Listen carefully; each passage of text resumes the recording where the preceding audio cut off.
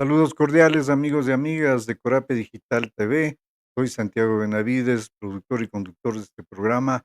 Nos alegra mucho estar de nuevo con ustedes, como todos los días martes a mediodía, en este nuestro encuentro de enlace comunitario, un programa que surge de un voluntariado social a través de Fórum Formación Humana, quien hace un esfuerzo todas las semanas por traer estos temas de interés para nuestro país. Muy gentiles por su sintonía, por esa serie de mensajes que nos llegan cada semana y pues nuestro compromiso siempre es estar con ustedes trayendo todas las noticias que consideramos que son importantes de comentarles acá a ustedes. Esta tarde vamos a tener nuestro último programa para topar un tema que ha sido recurrente de preguntas tanto en interno, en nuestras conversaciones con nuestro gran público, cuanto porque en el país mismo continúa esta versión de mirar cómo mismo es que va a ser implementada la eutanasia en el país. Recordemos que el 5 de febrero del presente año, la Corte Constitucional dio luz verde, ejerció su derecho para permitir que en el Ecuador se active la famosa eutanasia activa. Y a partir de eso se ha generado una serie de situaciones en el país, propiamente a raíz de esta gestora, la señora Roldán, que en paz descanse, a esta conocemos que ha fallecido en la anterior semana, su enorme esfuerzo por ejercer un derecho a ejercer su derecho a la vida, como ella lo ha planteado. Y entonces esta tarde vamos a tener una última conversación, como digo, de este tema, para lo cual hemos invitado a la representante de la ASECUP. Está con nosotros la doctora María Cervantes. Ella es la vocera de esta institución, a quien le damos la cordial bienvenida. Muy buenas tardes, doctora Cervantes. ¿Cómo está usted? Buenas tardes con todos. Agradezco mucho la invitación sobre este tema que realmente es un debate muy importante porque están en juego valores éticos y morales que le incumbe a la sociedad en general.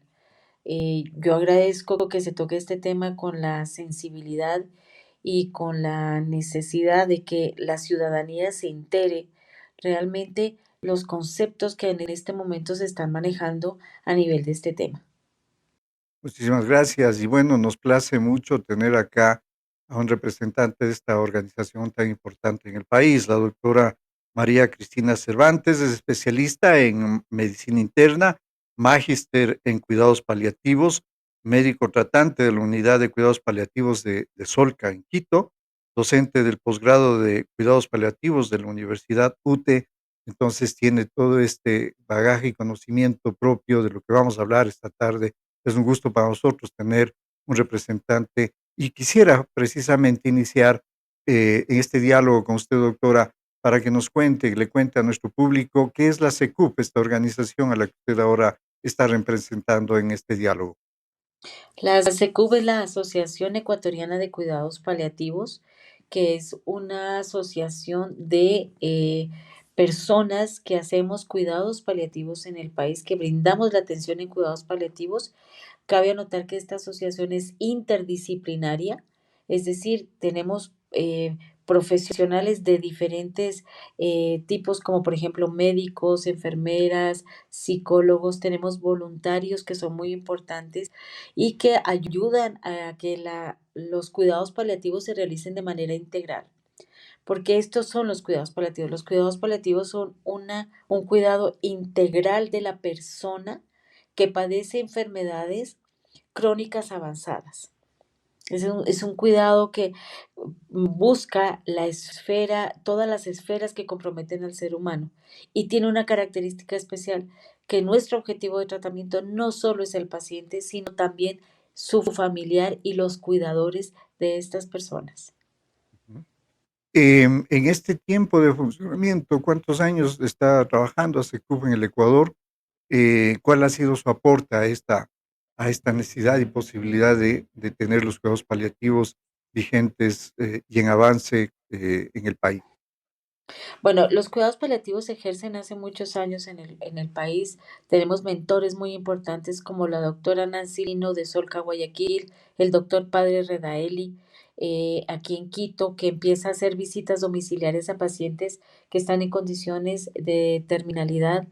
Y en ese entonces hubo otra doctora inglesa, la doctora Nikki Balash, que enseñó a muchísima gente cuidados paliativos y entre esos los primeros pinitos los tuvimos con ellos. Entonces, cada uno de manera independiente ha brindado cuidados paliativos tanto a nivel hospitalario como es Solca Guayaquil y a nivel de las visitas domiciliarias. Ha pasado el tiempo y ya varios profesionales hemos tenido una formación ya un poquito más formal. Se pudo realizar un máster en España bajo, obviamente con otros compañeros, porque no había nadie que enseñara cuidados paliativos y nos fuimos a España a tener esta formación ya formal para poder empezar a aplicar estos conocimientos y para formar profesionales médicos, enfermeras, para que puedan tener una formación en cuidados paliativos que pudiera brindar este apoyo de manera técnica y de manera profesional. Y eso es lo que hemos venido haciendo. ASECUP ha funcionado desde hace mucho tiempo, legalmente desde hace unos 8 años más o menos, pero desde antes ya había una unión de personas que no estamos legalizadas formalmente en el Ministerio de tanto de Bienestar Social como de Salud, porque no veían en el ministerio una asociación de cuidados paliativos cuando no tenían ni siquiera el conocimiento claro de qué eran los cuidados paliativos. Desde entonces, ASECUP se ha encargado de difundir los cuidados paliativos. Hemos trabajado junto con la representación en el Ministerio de Salud eh, con realización de una guía de cuidados paliativos, guía médica de cuidados paliativos. Tenemos una política nacional de cuidados paliativos en las cuales ASECUP ha estado presente en la realización de este tipo de cosas que en el ministerio no existían y que de un tiempo acá más o menos desde el 2011 hemos venido trabajando. En el 2011 nos reunimos varios profesionales junto con el CONASA y con el Ministerio de Salud para que exista un acuerdo ministerial en el cual se le decía al ministerio y a las entidades que era necesario implementar los cuidados paliativos a todo nivel, a nivel de atención domiciliaria en los hospitales, no solo en los hospitales privados, sino también en los públicos. Después vino este programa, esta política de cuidados paliativos. Sin embargo, en este momento no contamos con una ley. Solamente tenemos entregado a la Asamblea Nacional un proyecto de ley en cuidados paliativos que creo que es muy importante tenerla porque es un derecho de nosotros.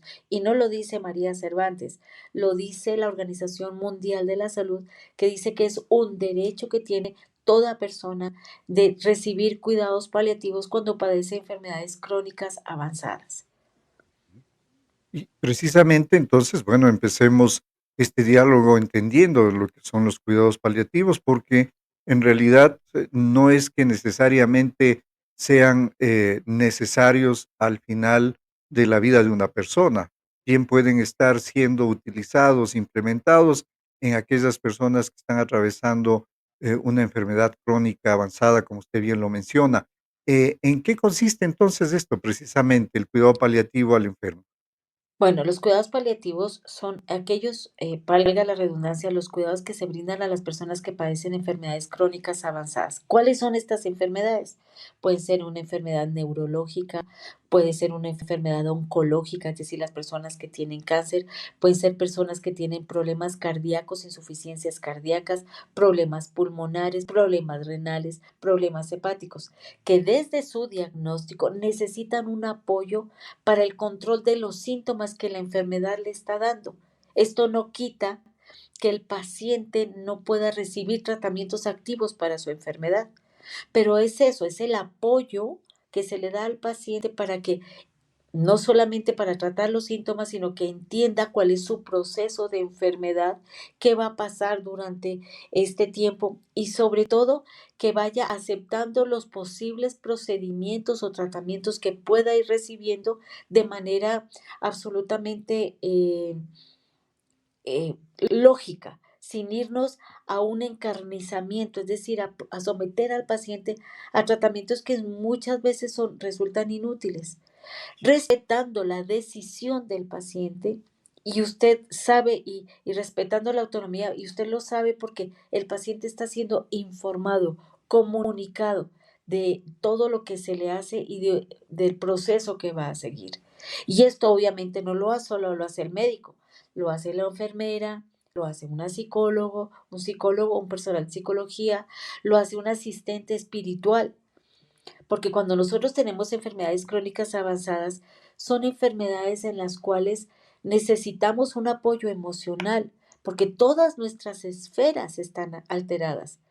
Cuando usted tiene una enfermedad renal crónica, por ejemplo, usted no solamente tiene problemas físicos, tiene problemas emocionales, tiene problemas sociales, tiene problemas psicológicos, tiene problemas espirituales que van más allá de su creencia religiosa. Entonces, todas estas Todo este esferas. conjunto de apoyo constituyen los cuidados paliativos. Así es, se hace por un equipo interdisciplinario que manejamos de manera mancomunada. Por ejemplo, hay cosas como que los médicos no llegamos a enterarnos y la trabajadora social conoce la condición económica o la situación familiar de este paciente. Y hay cosas que ellas nos contribuyen y nosotros podemos mejorar muchas veces el acercamiento al paciente y a su familia, porque la familia es un ente importante en el tratamiento de este tipo de enfermedades, porque hacen seguimiento, porque acompañan al paciente, porque conocen el pronóstico, porque nos ayudan con la medicación o con los síntomas que ellos ven. Y ellos son parte importantísima, porque cuando usted habla solo con el paciente, obviamente respeta su autonomía, pero si hay un cuidador al lado que entiende la enfermedad y que sabe por qué debe tomar la medicación, pues es una ayuda mutua en el cual nosotros vamos organizando un trabajo en el cual va a tener mejor adherencia al tratamiento y va a tener una visión mucho más clara de lo que está pasando. Ahora, lo que le estoy escuchando y en realidad, termina siendo un acompañamiento, un complemento a la cura de la enfermedad, si la tiene o no. Pero en realidad, en la práctica, ¿esto se está dando? Todo estos paliativos a nivel del sistema público. Por allí tengo algún ejemplo, de experiencias de pacientes que no han logrado llegar al final de su vida con todo este acompañamiento que usted lo describe. ¿Acaso esto está sucediendo en muy pocos sitios? ¿Son pocos los privilegiados que tienen esta posibilidad de ser acompañados con cuidados paliativos en el Ecuador? Así es, lamentablemente solamente el 3.5 de la población que requiere cuidados paliativos lo refiere, lo tiene. Y desafortunadamente, tengo que decirlo, que la parte en la salud pública no existen unidades como tal de cuidados paliativos, solamente hay una unidad de cuidados paliativos en el Hospital del Adulto Mayor, que es un sitio muy bonito, muy bien organizado, pero en el resto de la población no los tienen. No los tienen a nivel de las ciudades pequeñas, a nivel de las poblaciones distantes, que es donde más sufre la gente. No tienen acceso a medicación, no tienen acceso a un tratamiento, a un control de síntomas desde que comienza la enfermedad, peor aún al final de la vida, cuando ya no tienen un tratamiento activo, curativo, los pacientes, perdón la expresión, pero son como desechados porque no hay unidades de cuidados paliativos a esas zonas recónditas. Sin ir muy lejos, el acceso a medicación, a cuidados paliativos, que son medicamentos que nos ayudan al control de los síntomas, no hay acceso en todas las ciudades principales del país. Yo no estoy hablando del pueblo más lejano, no, allá es imposible, pero de ciudades grandes no tienen acceso a los opioides necesarios. Los hospitales públicos o las instituciones públicas no tienen acceso a todos los medicamentos, como por ejemplo la morfina. La morfina siendo un medicamento de muy bajo costo, el acceso en el país es escaso, porque muy pocas instituciones la tienen y obviamente la compra a nivel público, eh, a nivel de farmacias privadas es carísimo, cuando es un medicamento muy económico y no tenemos las fórmulas farmacéuticas necesarias para el control del dolor. Y quiero que me permita, por ejemplo, en todas partes del mundo se exige La Organización Mundial de la Salud exige que se tenga un mínimo básico para el control del dolor. Y entre esos está el jarabe de morfina. Jarabe de morfina que en las cocinas de África se fabrica en los centros de salud, en las cocinas. Y aquí en el país no tenemos un jarabe. No lo tenemos. Tenemos solo presentación en ampollas y tabletas de acción retardada. Y eso no permite la cobertura adecuada ni la dosificación adecuada en los pacientes, siendo un medicamento tan económico. Esta es la realidad del país. Son pocos los privilegiados que llegan a alcanzar esta ayuda, este complemento a la salud, al buen vivir, al buen morir. Pasémonos un instante nada más para entender justo lo que usted acaba de escribir frente a la aprobación de la eutanasia, de esta eutanasia activa que acá en el Ecuador, como en algunos países de América Latina, está ya vigente. ¿Tiene sentido la eutanasia haber sido aprobada frente a esta expectativa donde lo básico podría entenderse, los cuidados paliativos no han sido debidamente atendidos? ¿Acaso la eutanasia termina siendo esa, esa muerte necesaria, requerida, ansiada ante la negativa de recibir el apoyo, el paliativo necesario para los enfermos? Pues usted lo ha expresado de una manera muy clara. O sea, la eutanasia en un país donde no se tiene lo básico para todo, no solamente para los pacientes que están en fase terminal, no llega a ser otra alternativa. Si usted tiene a alguien que está gritando del dolor, obvio que va a pedir morirse. Pero yo quisiera preguntarle a los jueces, a los abogados que han estado, que pretenden que esta ley de eutanasia se legalice bueno, ya está legalizada, que se lleve a cabo, con cuántos pacientes al final de la vida ellos han estado. Cuando un paciente al final de la vida se merece el mismo cuidado que el paciente que ingresa a la terapia intensiva. Es más, necesita mayor cuidado porque el control de síntomas es de una sutileza y una delicadeza única. Yo lo único que busco es mejorar la calidad de vida. Yo he tenido muchos pacientes con un dolor insoportable que apenas se les empieza a tratar el dolor, ellos ya dejan de pedir eutanasia. Gracias, doctora. Ya sé que me voy a morir, pero yo quiero cumplir mis procesos.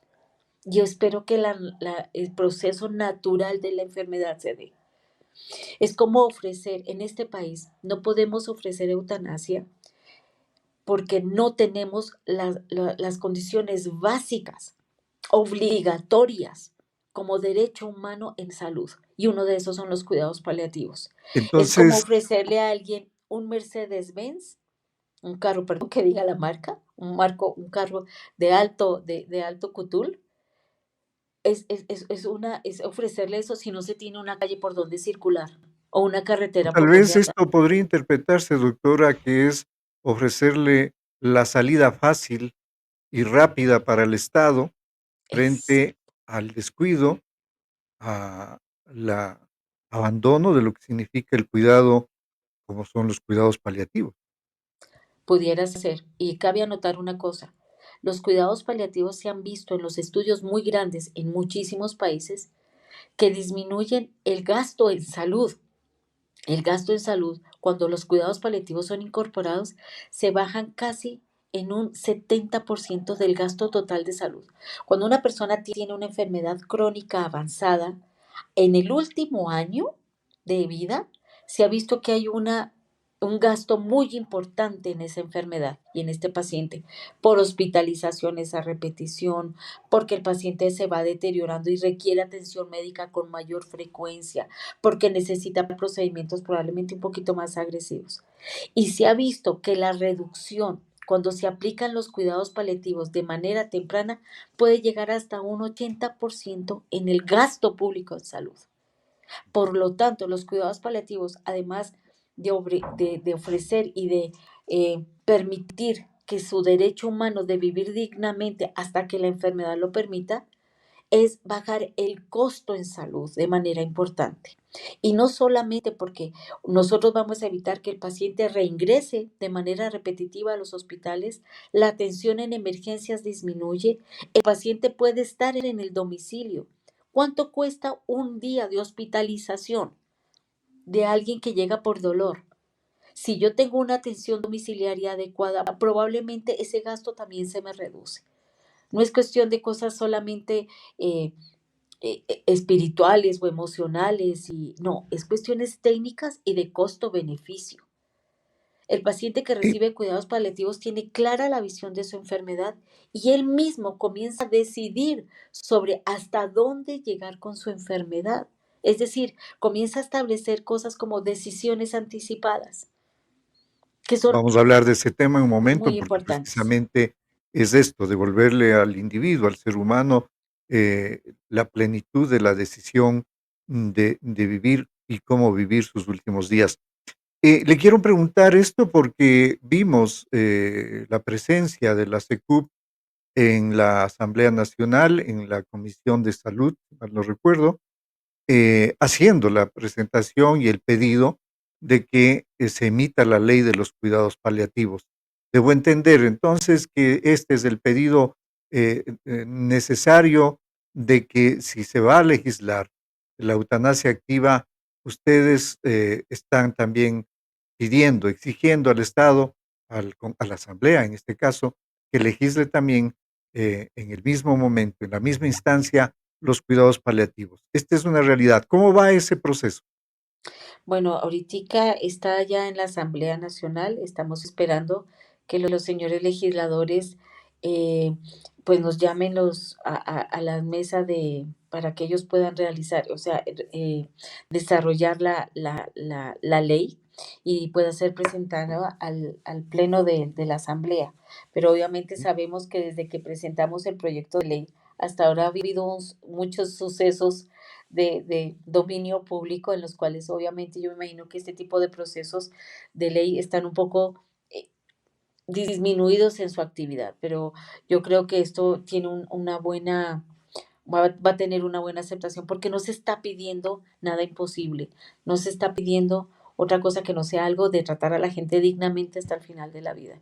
Con respecto a la eutanasia, los cuidados paliativos eh, mm, son el proceso de darle a la gente la dignidad humana hasta el final de la vida. Yo no creo que el provocar la muerte de una persona sea tratarla con dignidad, aunque esta persona me la pida, porque de lo contrario vamos a tener a mucha gente deprimida que pide morir, entonces practiquémosle. O como no hay alternativa, entonces nada, pues que practique la eutanasia nada más. Eso no es ir en favor de la dignidad humana. Eso es la alternativa fácil, la alternativa rápida a un problema, porque es un problema de sufrimiento. Y como yo no quiero sufrir, para mí es más fácil acabar con esa persona en vez de darle la dignidad y las herramientas para que pueda tener una vida digna hasta el final, como son los cuidados paliativos. Ahora, es de esperarse que la Asamblea Nacional siga convocando actores importantes, como el caso de ustedes, de ASECUP, para discutir la estructura legal de la eutanasia activa, ¿no? De lo que se conoce, y aquí en este espacio han estado importantes gestores de opinión, uno de ellos, José Carlos Bermejo Higueras, un español muy conocedor del tema, y él nos expresaba justamente aquellas experiencias en otros países del mundo donde la legislación está perfectamente definiendo cuáles son los casos en los cuales debe filtrarse esta posibilidad de que el individuo pudiera ejercer su derecho a la eutanasia. Entonces digo, será necesario que esta consulta a la sociedad se dé para que actores con pleno conocimiento, como son ustedes, pudieran opinar en debida forma.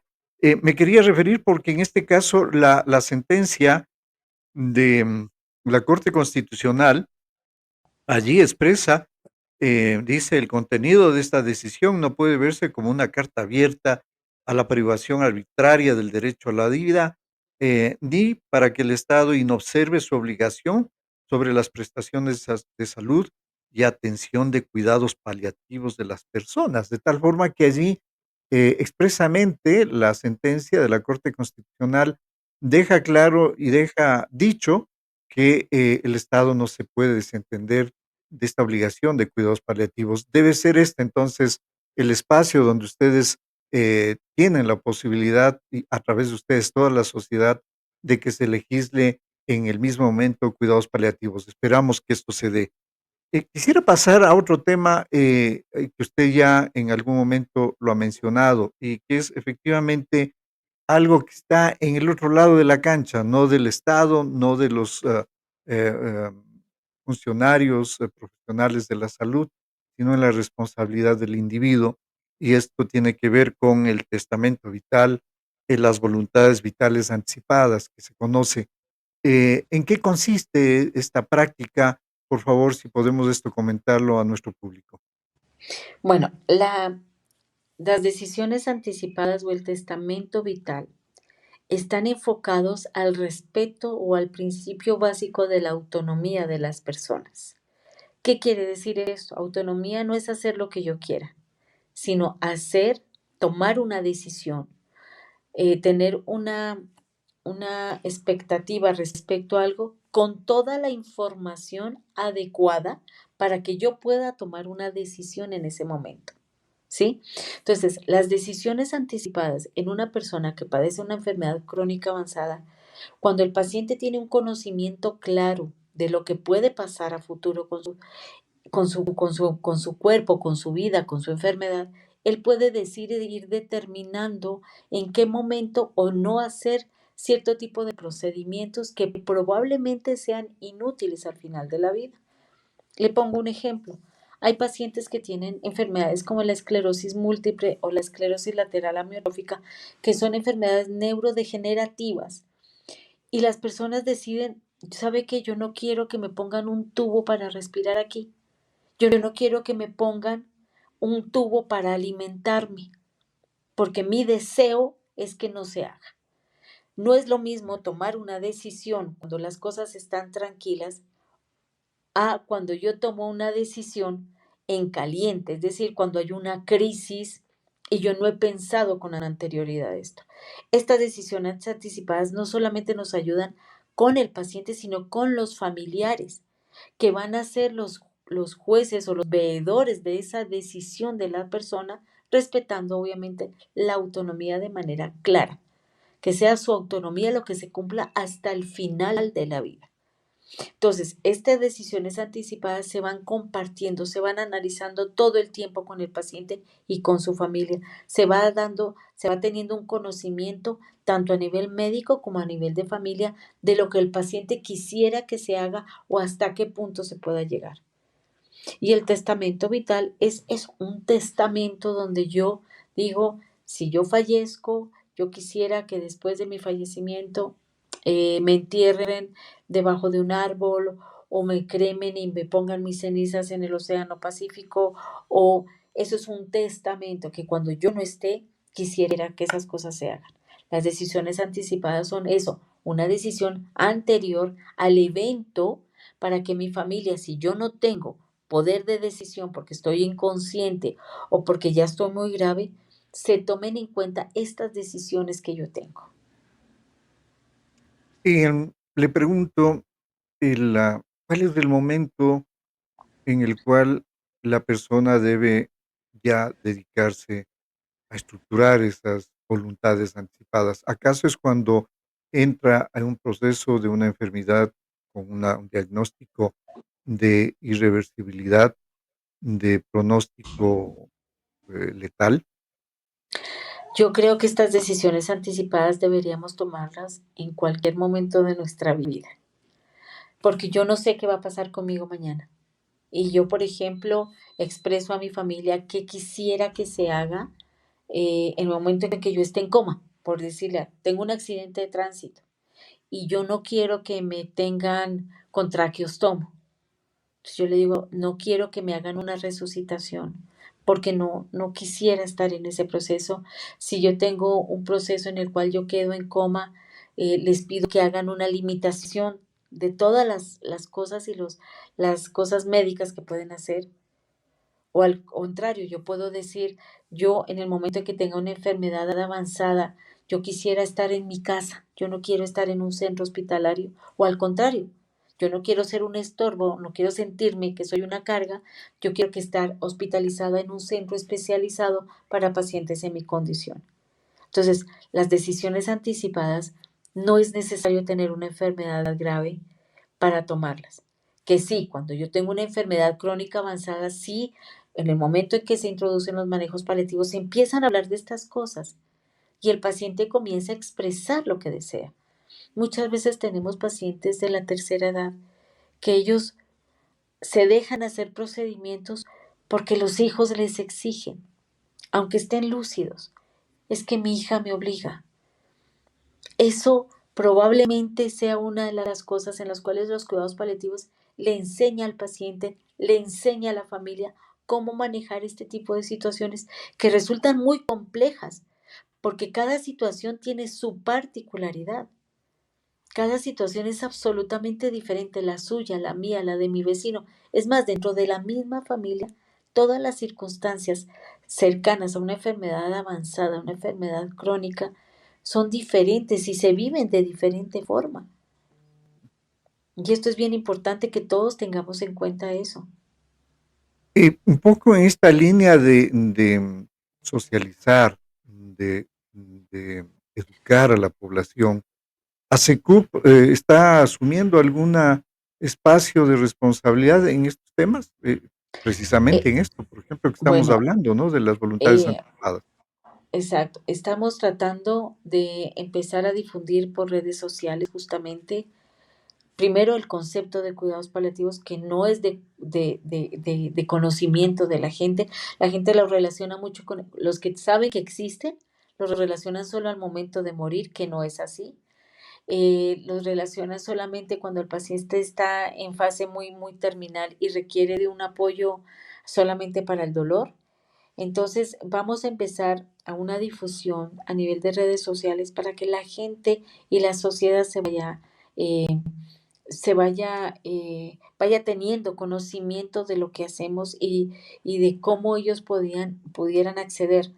Por ejemplo, aquí tenemos todavía el inconveniente que para el acceso a cuidados paliativos, ahora en el momento, pues como usted me oyó antes, solo hay una institución pública, pero de resto son privadas. Y obviamente la salud privada no es de acceso a todo el mundo. Entonces, lo que se intenta con la ley es que exista cuidados paliativos de calidad con profesionales certificados, porque tiene que ser eso, un profesional certificado de su conocimiento en cuidados paliativos. Yo no puedo poner a alguien que habla bonito a ser periodista, sino que el periodista tiene que tener una formación igual que el médico. Y en cuidados paliativos tiene que haber una formación profesional que ahora en el país ya vamos teniendo. Ya las universidades privadas están creando, están formando pacientes, médicos con especialidad en cuidados paliativos. Le Tenemos tres escuchaba que la universidades. universidad pública en el país no Mm, está trabajando estos espacios de posgrado, de maestrías en cuidados paliativos. No, Esto se mencionó en aquella reunión que ustedes tuvieron en la asamblea. ¿Por qué no ha tomado en cuenta la Universidad Ecuatoriana, la Universidad Pública Ecuatoriana, la necesidad que existe en trabajar estos espacios de formación en cuidados paliativos? Esto ha llamado la atención, ¿no? sí, la verdad es que no existe como materia obligatoria en el pregrado.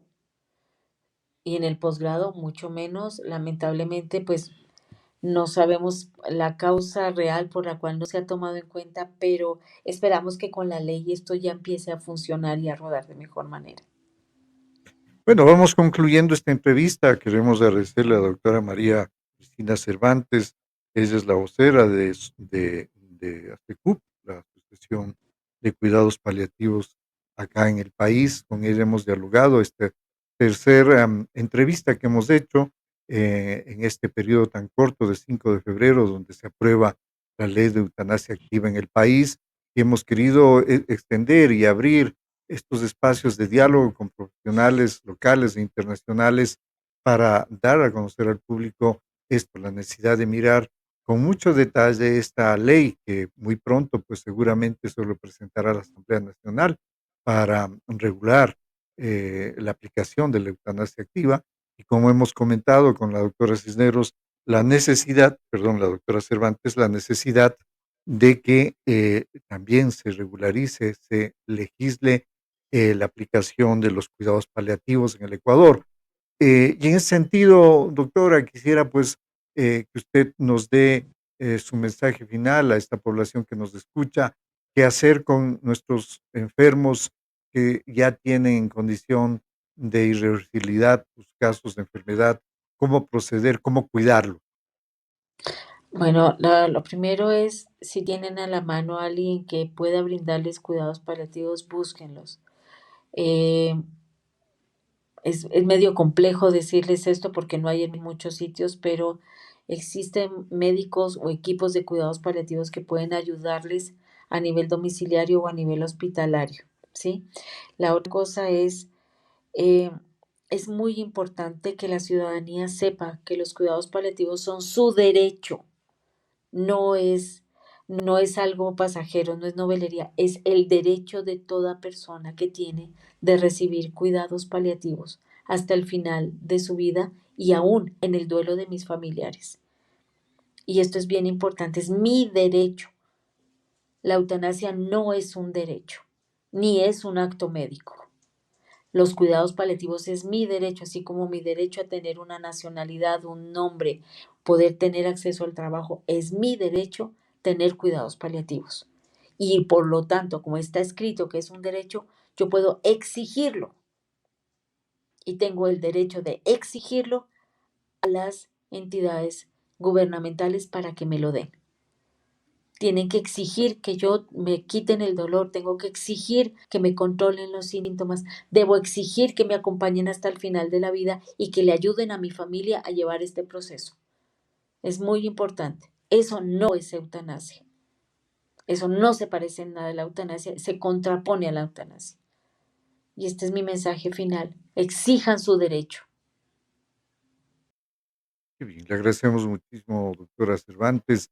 Este ha sido un diálogo por el derecho a la vida, a la calidad de vida que todos los ecuatorianos nos merecemos y ahora precisamente en estas épocas donde tenemos tiempo todavía para ejercer nuestro derecho, como usted nos plantea, toda la sociedad en conjunto debemos hacer un esfuerzo en particular para que esa ley, esa legislación que pronto seguramente nos la presentarán, cuente con debida forma con las observaciones de la sociedad y la sociedad en conjunto a través de actores importantes como ASECUP y muchos otros piden al Estado ecuatoriano, a la Asamblea en particular, que legisle los cuidados paliativos. Este es el derecho, como así se ha remarcado, de que la eutanasia sin cuidados paliativos no es eutanasia.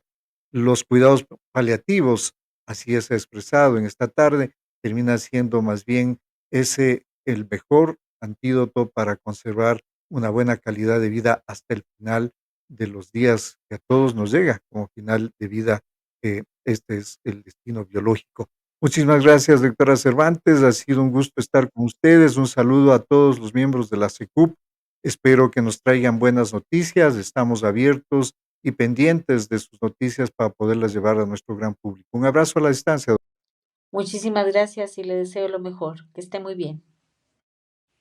Amigos, amigas, este ha sido nuestro programa de la tarde de hoy de Enlace Comunitario.